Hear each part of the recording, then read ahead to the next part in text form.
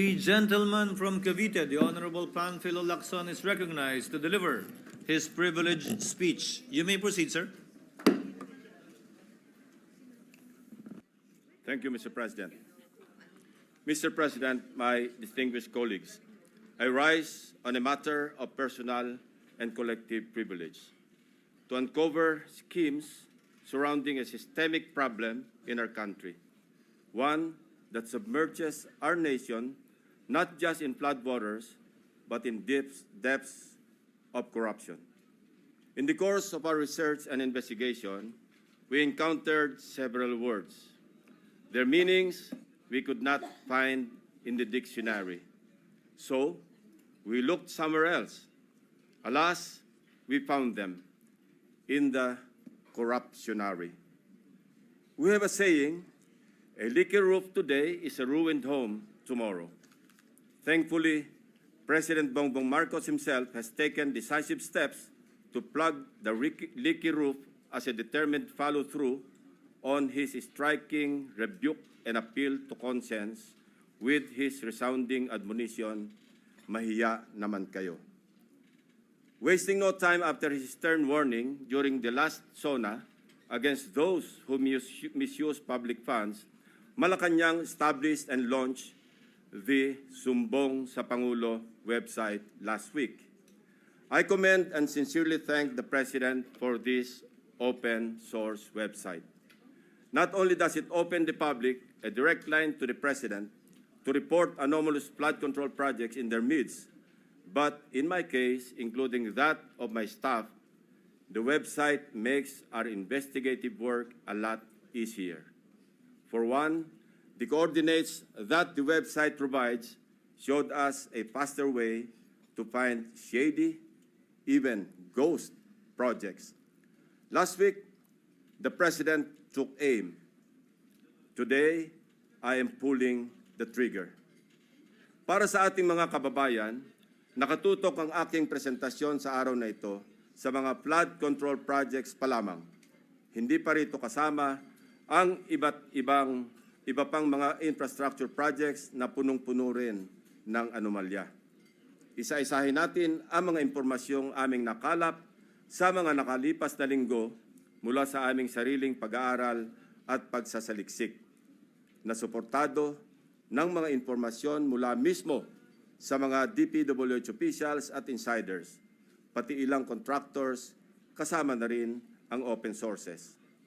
Una, ang kalakaran ng ilang mga kontratista at mga kasabwat nila sa gobyerno na sa paghahati-hatian ng pondo, kasama na rin ang mga termino o codes patungkol sa kanilang modus.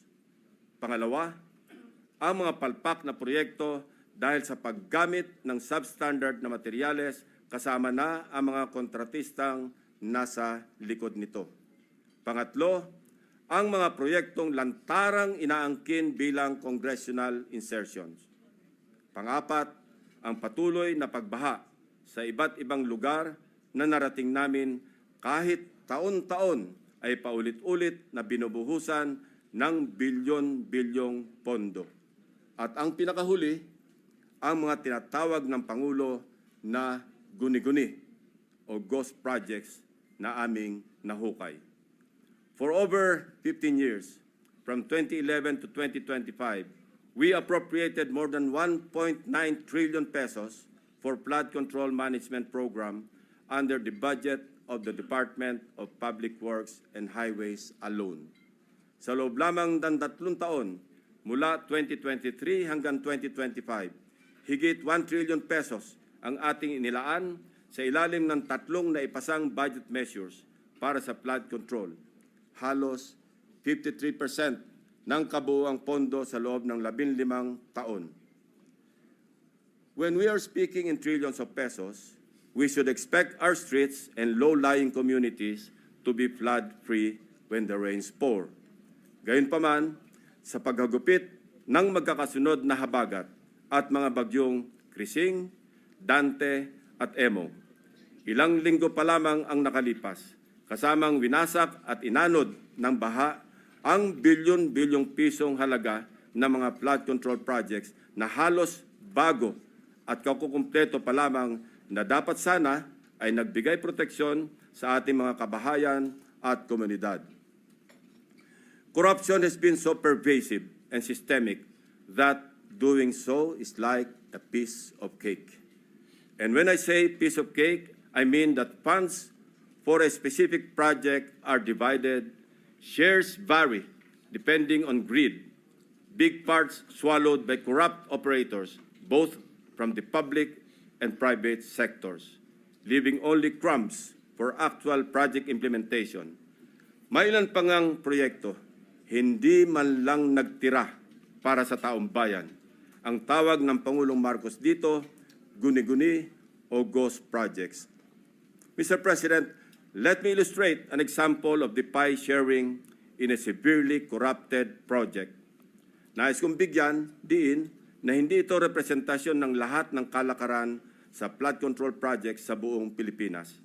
While the pillaging pattern is relatively the same, the pie sharing varies depending on the level of greed. Ihiwalay muna natin ang mga regular o legal na buwis at insurances na automatic na binabawas sa mga proyekto. 5% value-added tax, 2% withholding tax, 1% para sa bonds and insurances at 1% materials testing. Ibawas na rin natin ang allowable contractor's profit na 8 to 10%. Halimbawa, sa 100 million piso na pondo para sa flood control project, kung ibabawas ang maximum allowable deductions, nasa 82 million ang matitira para sa proyekto. Pero hindi pa rito nagtatapos, Mr. President.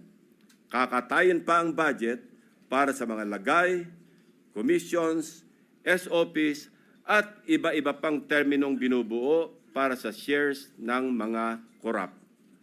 Sa mga halos magkakaparehong impormasyon na aming nakalap, ganito kagarapal ang sistema sa hatian ng isang maanumalyang proyekto. 8 to 10% para sa mga opisyal ng DPWH. Swerte na daw kung pumayag ang district engineer na 6% lamang ang parte niya. May ekstrang 2 to 3% pa na parte ang district engineering office kung may sosobra sa contractor's profit. Na-compute na rin kasi ng district engineering office ang tutubuin ng contractor mula sa project at sinisiguro na nila na sosobra ito sa allowable profit para mayroon pa silang kukubrahin. Ang tawag nila rito, reseta. Reseta dahil ang presyo na itinakda ng District Engineering Office ay nakasulat at napagdesisyonan na. Parang gamot, Mr. President, lulunukin na lang ng contractor. 5 to 6% para sa mga miyembro ng Beach and Awards Committee or BAC. 0.5 to 1% para sa COA. Mr. President, meron pa ngayon tinatawag na passing through or parking fee na aabot sa katumbas na 5 to 6% ng pondo. Ito ang itinuturing na royalty, ang tawag sa lagay na ibinibigay sa politikong may kontrol sa distrito kung saan iimplementa o itatayo ang proyekto. Lo and behold, Mr. President, 20 to 25% ang karaniwang napupunta sa funder o project proponent na politiko. Mr. President, ang matitirang pondo para sa pagpapatayo ng proyekto ay napakaswerte ng umabot sa 40% o 40 million pesos alisunod sa ating halimbawang 100 million pisong pondo para sa proyekto. Mr. President, there is an evident pattern of this nasty distribution of public funds among crooks. Ito ay base sa mga case studies na aming pinuntahan at mususing inimbestigahan sa iba't ibang dako ng bansa, partikular sa issue ng flood control. Hindi na namin sinama sa aking presentasyon ang mga naikutan at ibinunyag na ng Pangulo. Ang malinaw na malinaw. Halos pare-pareho ang pattern kung paano minamasaker ng mga kawatan ang pondo ng bayan. Nauna na po itong iniulat ng ating Pangulo noong nakarang linggo. Nang banggitin niya ang mga items na pare-pareho ang contract cost sa kabila ng pagkakaiba-iba ng specs, disenyo at haba ng proyekto. Panoorin po natin ang video. Pag sinabi, may 50 project, pare-pareho, 150 million lahat. Pare-pareho lahat. Imposible yan. It is impossible for one barangay, even if they are the next barangay, to have the exact same project to the exact same amount with the exact same contractor. Imposible yan. Sa parlance po na ang nakakaalam lamang ay ang mga kasali sa gulangan sa pondo. Ito po ang tinatawag na distinct. Distinct ang mga budget items na makikita sa General Appropriations Act at awarded contracts na may pare-parehong halaga para sa magkakalapit man o magkakalayo na proyekto. Distinct dahil ayon sa aming mga informants sa loob ng DPWH at kinumpirma ng ilang contractors, coded na budget ito para mayroong pagkakakilanlan ang mga quote-unquote may-ari ng proyekto. Para sa mga nakakaunawa, ang ibig sabihin po ay akin yan. Sa Bulacan First Engineering District na pinamumunuan na magkasunod na tinanggal sa pwesto na sina dating District Engineer Henry Alcantara at ang pumalit sa kanya na si Bryce Hernandez. Napag-alaman naming talamak ang ganitong kalakaran. Bakit? Sapagat ayon sa mga contractors at DPWH officials na nakipag-usap mismo sa akin at aking staff, ang dalawang ito ay halos pareho lang ang pagmamahal sa pera. Napabalita pa nga kamakailan na ang isa sa kanila ay nakakapagpatalo ng 100 milyon sa isang kasino dito sa Metro Manila. Mr. President, sa District Engineering Office na ito, sa ilalim ng pamumuno ng dalawang nabanggit na opisyal, para sa taong 2024, 28 proyekto ang pare-pareho ang pondo kahit magkakaiba ang specs, disenyo at haba. Distinct. Babalikan po natin, Mr. President, mamaya ang lalawigan ng Bulacan na aming maituturing na pinaka-notorious pagdating sa anomalya ng flood control projects base sa aming mga findings. Unahin muna natin ang kaso ng questionabling flood control project sa lalawigan ng Pampanga. 4 years now, the riverbank mitigation project in Candating, Arayat, has been the face of a failed flood control project. Tuwing umuulan, panay ang aray ng mga taga-Arayat sa pag-apaw ng ilog na hindi mapigilan ng flood control. Mr. President, binisita ng aking mga staff ang Arayat nitong nakaraang 2 linggo lamang na tinamaan din ng hagupit ni Emong at nagdulot na naman ng pagguho ng ilang bahagi nito. Take note, Mr. President, katatapos lang ng panibagong repair nito noon lang Hunyo ng kasalukuyang taon, 2025. Sa itsura ng structure, tila baga hindi binibigyan pansin ng gobyerno ang Candating. Pero kung babalikan natin 1 taon pa lamang ang nakakaraan o noong Agosto 2024, may gumuho ng flood control matapos mahagupit ng monsoon.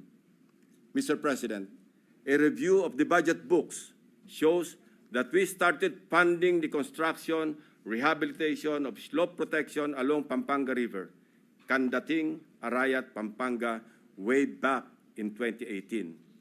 Let me give a rundown. In 2018, we already spent 20 million pesos on a project for the construction, rehabilitation of slope protection along Pampanga River, Candating section, Arayat. Kalaunan, nasira.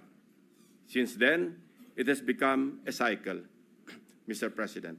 We used the people's tax money to repair it in 2023 for a contract price of 91.6 million pesos. It was repaired again by another year's tax money in 2024. This time, not once, but twice. 91.8 million for Phase 1 and 91.4 million for Phase 2. Take note, 20 million pesos lang ito sa una at original construction.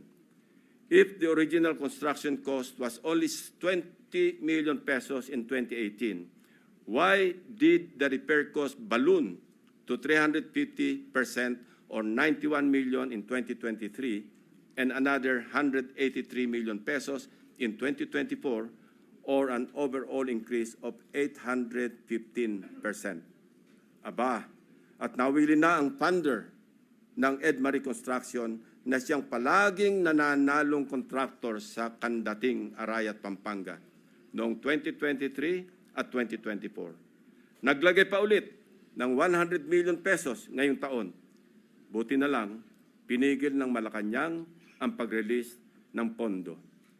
Distinct then, but in a very distinct way.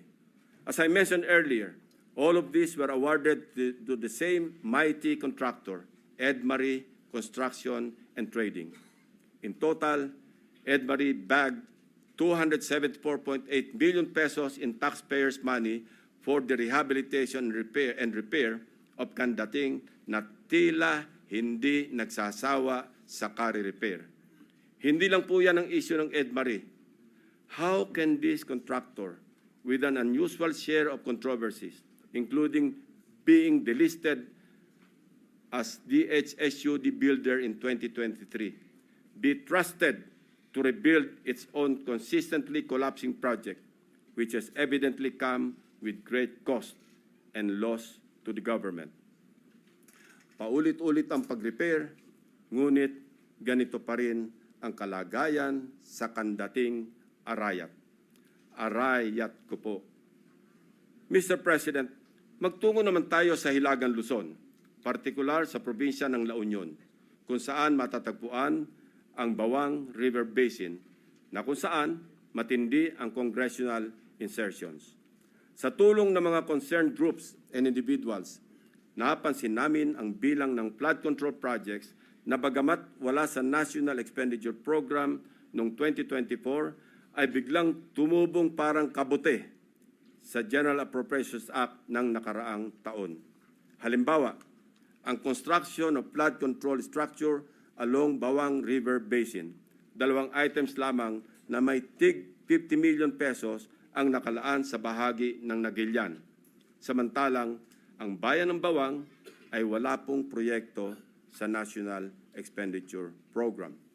Abracadabra, sa naipasang 2024 General Appropriations Act, nagkaroon ng 10 items na nahahati mula Package 1 hanggang Package 10 na may tig 98 million pesos ang biglang umusbong para sa Nagilian. Sa kabuuan, ang 10 packages na ito ay umabot sa 967.4 million pesos. Halos 1 bilyong piso kumpara sa 2 tig 50 million lamang sa 2024 NEP. Sa Bawang naman, 7 packages ang lumitaw na may magkakaparehong halaga, 89 million pesos each. Sa kabuuan, ito ay nagkakahalaga ng 623 million pesos mula zero budget sa NEP ng 2024. Sa aming masinsing pagkalkal, ay natuklasan naming iisang kontraktor ang naawardan ng lahat ng packages na ito, ang Silver Wolves Construction Corporation. Distinct pa rin, distinguished colleagues. Ito ang nabanggit kong pork barrel insertions kanina, Mr. President. Meron pang mas matinding congressional insertions, ipapakita ko sa inyo. Baco at Nauhan, Oriental Mindoro. Aguila congressional insertions. Mr. President, when flood control projects fail to stand against the tides, we are compelled to question the feasibility of the project and the technical capacity of the contractor. But what if an elected congressman or a political group claims ownership of the project? Is it not both proper and necessary to scrutinize their motivations and examine the extent of their involvement, and perhaps to hold them responsible. This explains the logic why I am insisting to make transparent the identities of the proponents of the insertions from the House GAB, Senate version, and all the way to the BICAM. If they claim something as theirs, should they not also be accountable for its failures? Mr. President, I raise the question because of the evident congressional banners we observe alongside many projects in Nauhan and Baco, both in Oriental Mindoro. Bilang halimbawa, in Barangay Burbuli, Baco, Oriental Mindoro, one banner reads, Congressional Project, Construction of Flood Control Structure along Barangay Burbuli, Alag River, Baco, Oriental Mindoro, Aguila, Aksyon, Gobyerno at Inisyatibo sa Larangang Lehislatura. This project, awarded to Silver Wolves Construction Corporation again, is worth 95 million pesos. It is an ongoing project to be completed in December 2025. This project is so important that it can turn stones and get funding approval under the unprogrammed appropriations of the 2024 national budget. This prompts us to dig deeper into the web. And as they say, social media is a great resource of evidence, which lawyers fondly call testimony against self-interest. In one Facebook post, we discovered a congressional representative showcasing his midterm accomplishment report covering the period from June 30, 2022 to December 31, 2023. He openly lists projects, hold your breath, funded by his office. I repeat, funded by his office, including flood control and river protection initiatives. From Aguilas Baco, let us travel to Aguilas Nauhan, also in Oriental Mindoro. Mr. President, Nauhan is among the beneficiaries of 3.6 billion pesos worth of projects, while Baco proudly lists 807 million, all of which is attributed to and owned up by the office of the congressman. Hindi lamang po ito ang maswerteng napondohan. Isa pa sa pinagmamalaki ng mapag-angking congressman ay ang flood control structure sa Butas River upstream, Barangay San Jose, Nauhan, Oriental, Mindoro. We took time to visit the project, Mr. President, which he referred to as a national project through congressional allocation. The project was awarded to Raymond Builders for 231 million pesos at hinugot pa rin ito sa unprogrammed funds. Dalawang projects na po ito ng Aguila na natuklasan naming mula sa unprogrammed funds, isa sa Barangay Burbuli at isa sa Barangay San Jose. Sa tagal ko na rin pong nagbubusisi ng pambasang budget, ang pagkakaalam ko po, masalimuot ang proseso ng paggamit ng unprogrammed appropriations under the Special Purpose Fund para mag-augment sa ilang items under the regular budget. Hindi po madaling ma-access ito. Dapat A, may excess revenue collections, or B, new revenue collections, or C, those arising from new tax or non-tax sources, or D, approved loans para sa foreign assisted projects. Mahaba din ang requirements dito, Mr. President. So, ano kaya ang taglay na agimat ni Congressman? What gives, Mr. President? Kung saan may multimillion projects, dumadapo ang Aguila. Pero lubog pa rin sa baha ang nadadapuan ng Aguila. Isa lamang po ito sa napakaraming banners at social media posts ng congressional insertions ng mga politiko na naglipana sa iba't ibang bahagi ng bansa. Mr. President, ituloy na po natin ang diskusyon tungkol sa aming mga obserbasyon sa lalawigan ng Oriental Mindoro. without taking anything away from the good but suffering people of this province on the legitimacy of their needs due to its high flood susceptibility. I want to speak of the billions of appropriations for flood control projects poured into this province in Luzon's eastern flank. Mr. President, when someone gets the largest share of the pie, we naturally ask why, especially if such a price comes from the taxpayer's tab. In Oriental Mindoro, for example, we wonder why among its 14 municipalities, one town tops the bill. Sa pagsalo ng buhos ng pondo, nauna ang Nauhan. Nauhan, Oriental Mindoro received a sweeping 55% of the province's 2025 flood control budget. Katumbas ito ng 10 bilyong piso para sa flood control projects ng bayan ng Nauhan pa lamang. Fair enough, given the coastal topography of the municipality, which includes its lowland plains and extensive river systems such as Mag-asawang Tubig, Nauhan, and its people badly need flood control interventions. However, the magnitude of its budget allocation in the last 3 years alone, amounting to approximately 19 billion pesos and nearly doubling each year, raises concerns regarding Nauhan's curious case. Even before the provincial governor of Oriental Mindoro blew the whistle, so to speak, on what he alleged as anomalous flood control projects, we had already dug deep in our study, literally sifting through years after years of appropriations for these projects. True to form and with due diligence, I immediately dispatched my staff to Oriental Mindoro to verify the data we gathered about Nauhan and to validate the governor's claims. Mindful of political bumps we may encounter, my directives are clear.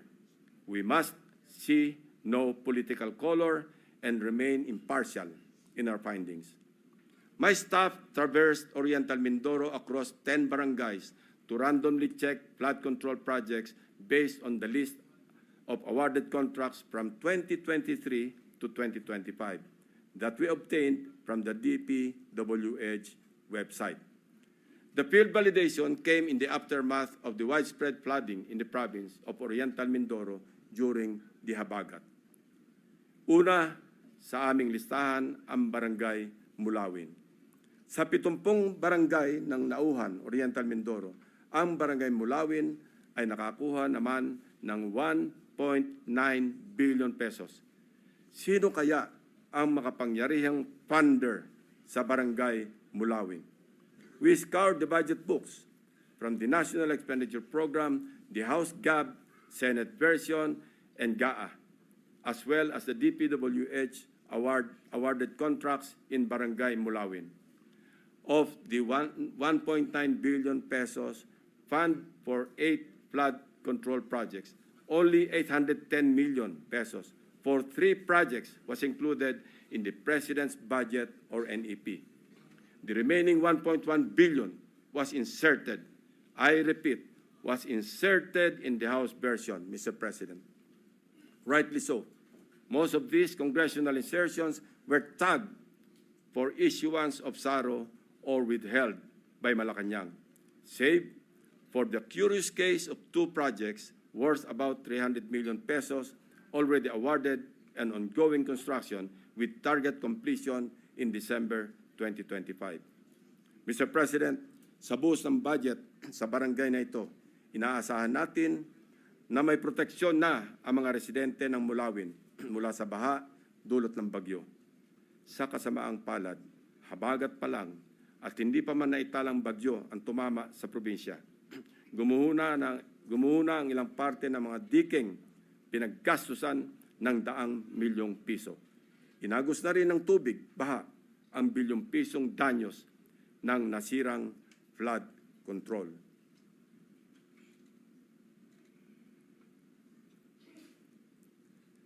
Ito mismo ang parehong barangay na gustong inspeksyonin sana ni Governor Dolor noong nakaraang Sabado lamang kung saan napabalita ang pagharang sa kanya ng security personnel sapagkat ayon daw sa kontraktor ng proyekto, kinakailangan ng written approval mula sa DPWH bago makapasok ang sinuman sa construction area. Mabuti na lamang, napuntahan na rin po ng aking team ang di umano'y restricted area na ito noong unang linggo pa lamang ng Agosto. Actually, pinagbawalan din ang aking staff na lumapit sa proyekto. Pero sapat na ang kuha ng aming drone upang makita ang mga depekto ng construction dito. Na halatang gusto ng naturang kontraktor na isikreto dahil sa ginagawang paghahabol upang kumpunuhin at remedyohan ang palpak na proyekto at mapagtakpan ang kanilang kapalpakan. We are willing to submit our drone shots and other pieces of evidence to assist in the investigation and prosecution of those involved in these anomalous projects. Mula sa aming sariling footage, kitang-kita ang mga bahagi ng road dike na ginawa noong 2024 na gumuho. Ang nakikita niyong flood control project ay nagkakahalaga ng 204.8 million pesos na base sa official record ng DPWH ay completed project na nito lamang Pebrero 2025. Halos 3 buwan pa lamang ang lumipas, Mr. President.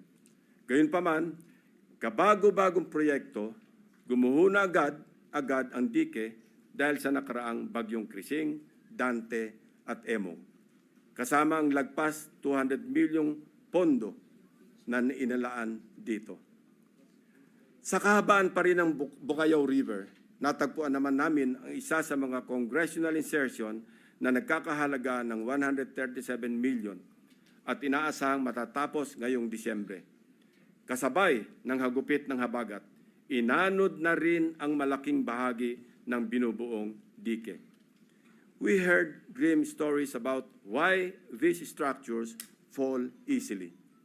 From the improper embankment mix of gravel, sand, and stones, sheet piles cut in half, and lower-grade reinforcement steel bars.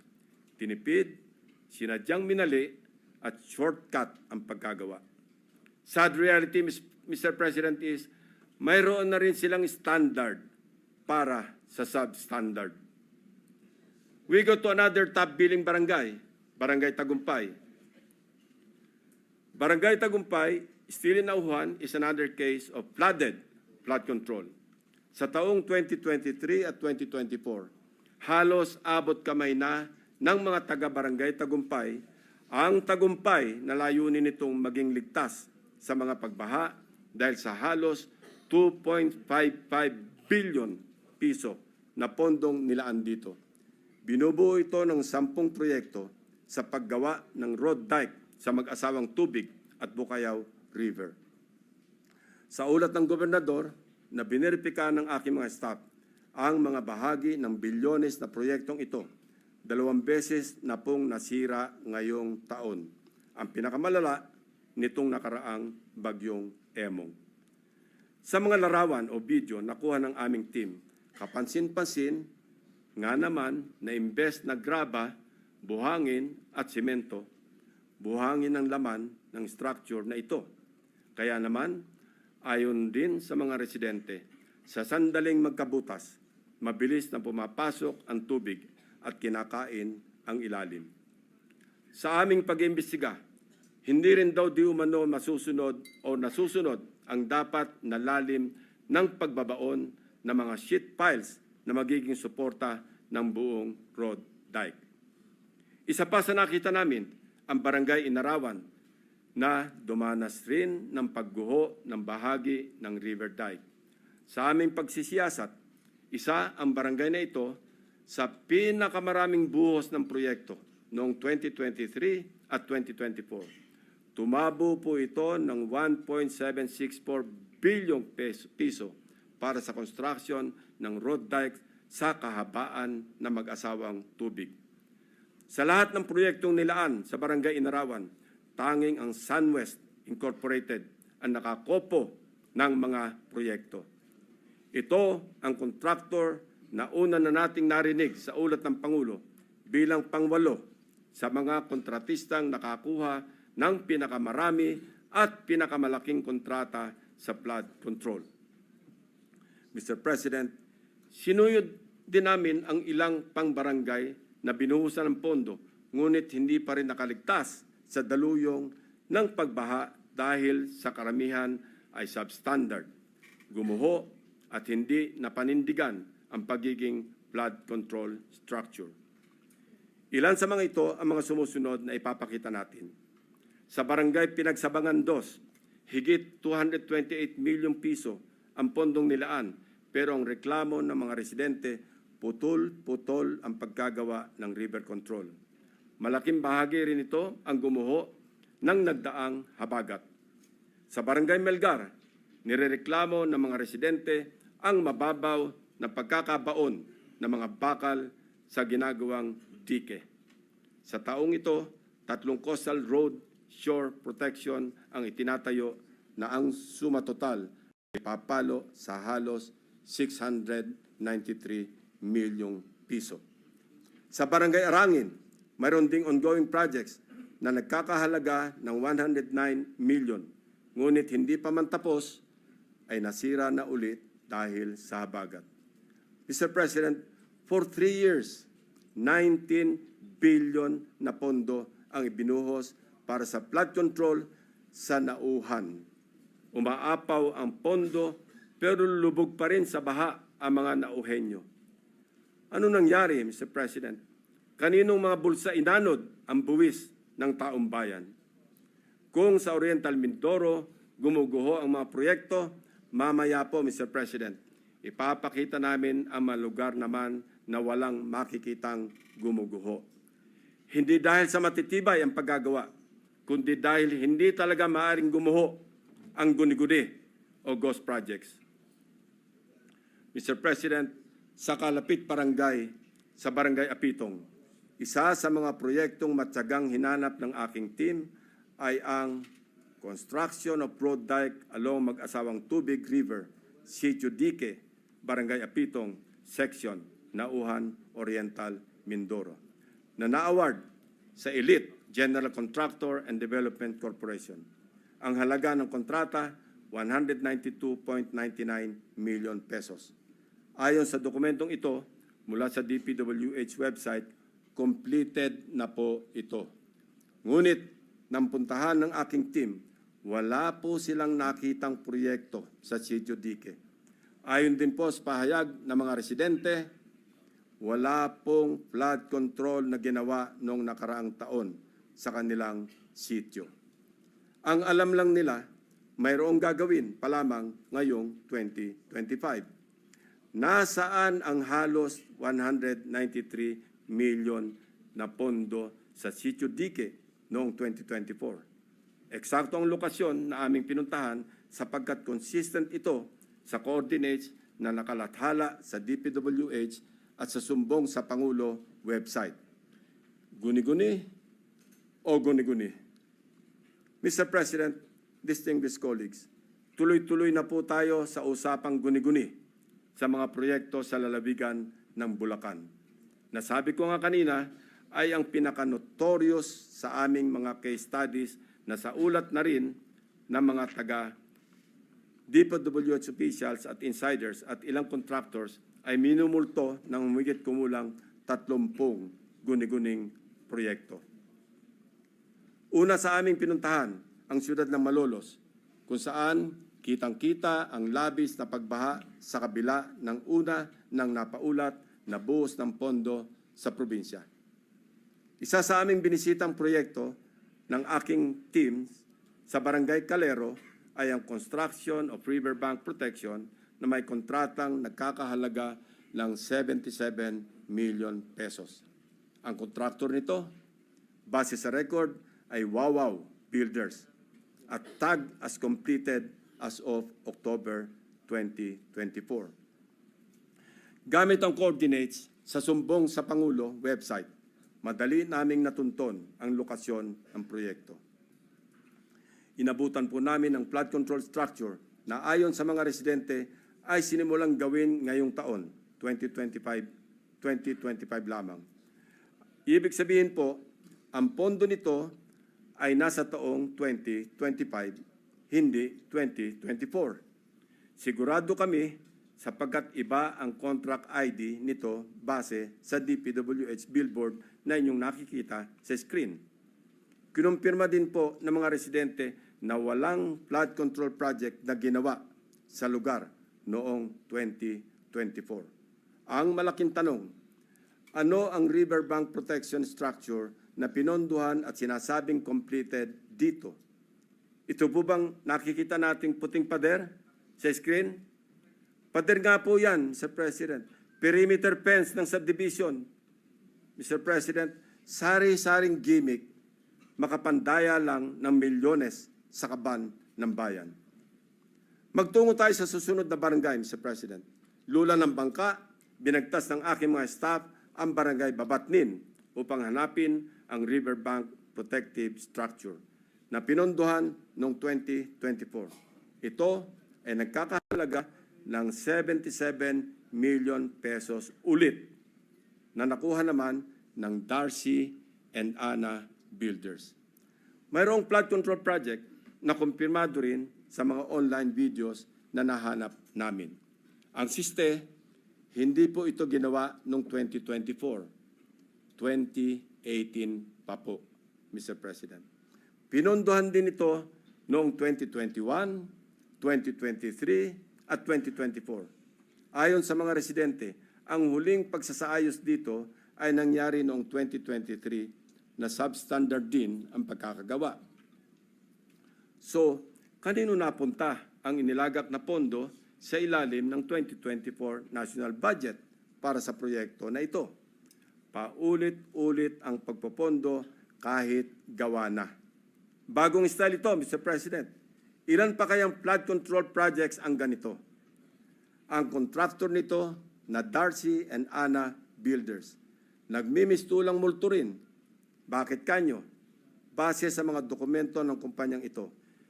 Ito ay isang negosyo na rehistrado sa ilalim ng sole proprietorship at may address sa Cardona, Rizal. Sa pamamagitan ng simpleng pag-search sa Google Map, ay madaling makita ang gusali kung nasaan ang nasabing negosyo. Subalit, nang puntahan ng aking team ang address, ang kanilang inabutan ay gym at e-payment store sa halip na construction company. Wala na rin ang signage ng Darcy and Ana Builders sa dating nakakabit sa building. Maya-maya, ipapakita pa namin ang mga natuklasan naming proyekto na gawa o dapat ginawa ng nawawalang Darcy and Ana Builders. Sinunod din po natin ang ilang barangay sa Hagonoy, Bulacan, na hanggang ngayon ay lubog pa rin sa tubig baha, Mr. President. Gamit ulit ang sumbong sa Pangulo website, hinugot namin ang exact grade coordinates ng proyektong aming nakita para tiyakin na sakto ang lokasyon kung saan tayo napadpad. Mr. President, the first subject project was in Barangay Carillo, Hagonoy, Bulacan. Supposedly completed on April 19, 2024. It was awarded to Darcy and Ana Builders and Trading for a sweeping price tag of 77.199 million pesos na naman. Mr. President, gusto po ba ninyo makita ang itsura ng isang 77.199 million pesos worth na riverbank protection structure? Tingnan po natin. Nasaan na nga ba? Ewan ko, Mr. President, dahil wala tayong makita. Kahit ano pang suyod ang gawin namin, hindi namin makita o mahagilap ang flood control project ng Darcy and Ana Builders. Hello, Darcy. Ang Ana and Ana, nasaan ang flood control? Tumawid naman tayo sa Barangay Abulalas, sa bayan pa rin ng Hagonoy. Silipin natin ang Tatak Darcy and Ana Builders Flood Control Project. Sinuong ng aking team ang baha sa Barangay Abulalas, Hagonoy para hanapin ang proyektong construction of riverbank protection structure mula sa Darcy and Ana na nagkakahalaga ng 77.199 million pesos na naman. Ito po ang tumambad sa amin, Mr. President. Nakikita niyo po ba ang pagkakatayo ng flood control structure?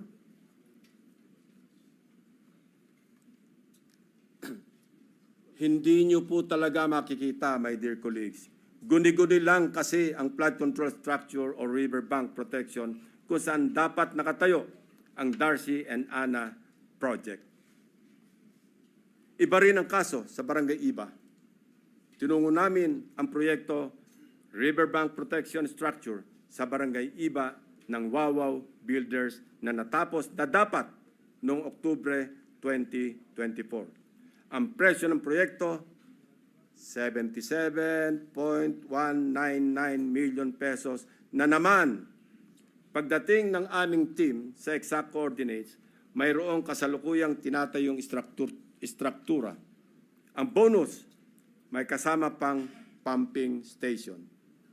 Pero ang ginagawang proyekto, hindi ang Wawa project, ay ang ongoing project ng isang First Star Builders Contractors para sa flood mitigation structure with pumping station and floodgate na ang presyo ay papalo sa 92.54 million pesos.